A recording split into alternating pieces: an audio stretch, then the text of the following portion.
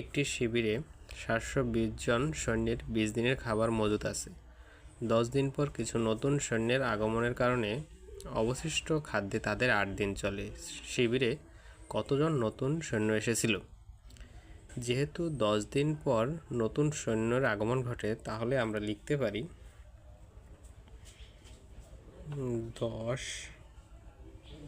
দিনের খাবার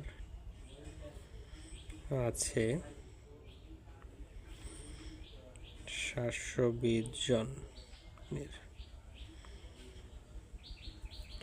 সুতরাং একদিনের খাবার আছে 720 বাই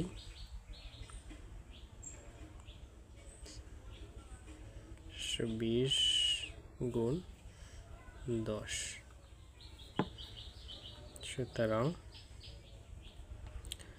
8 দিনের খাবার আছে 720 গুণ 10 বাই 8।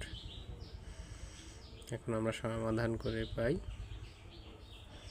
8 নং 72, 900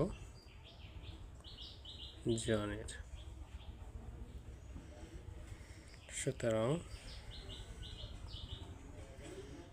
নতুন সৈন্য সমান 900 মাইনাস 720 জন সমান 180 জন। এটাই আমাদের উত্তর।